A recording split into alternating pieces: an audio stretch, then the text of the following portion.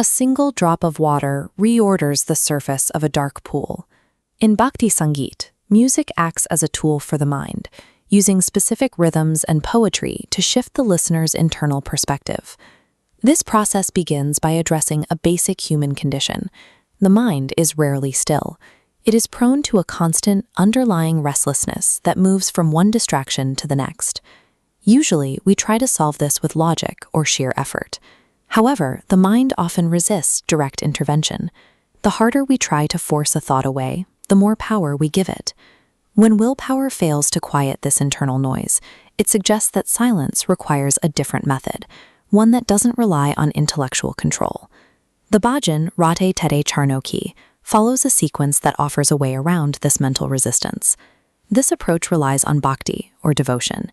It is a process of yielding that aims to bypass the analytical faculty entirely, focusing instead on the dissolution of the ego. This isn't a passive state. The song moves the listener through a specific emotional progression, using lyrics to guide the focus away from the self.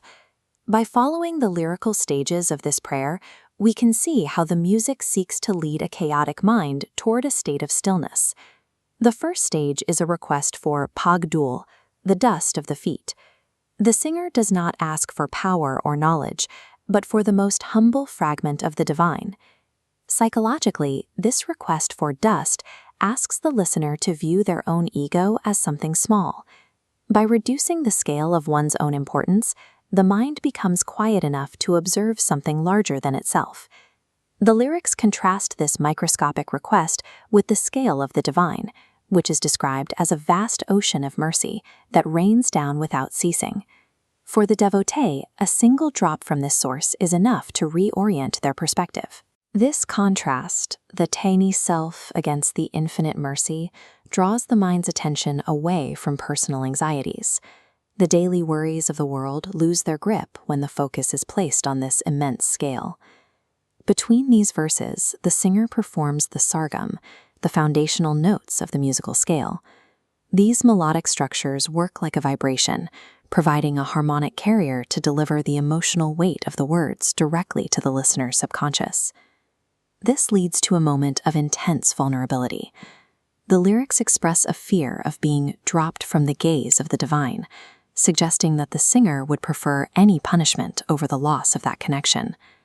In this framework, the only true tragedy is spiritual distance. Worldly hardships are treated as secondary to the presence of the divine. By consolidating many small anxieties into this one central concern, the song creates a singular point of focus for the listener's psychology. This focus builds toward the song's conclusion, which addresses the final stage of the devotee's journey. The lyrics turn toward the final moment of life.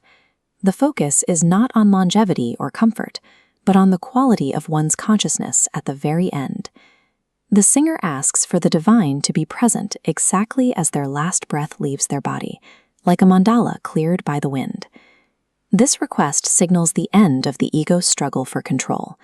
It is an acceptance of mortality, provided that the connection to the divine remains intact. The bhajan has moved the listener from a state of restless demand into a state of quiet acceptance. The noise of the mind is replaced by a single, steady aspiration. Through this progression, the music suggests that peace is not found by conquering the mind's chaos, but by choosing to let go of the need to rule it.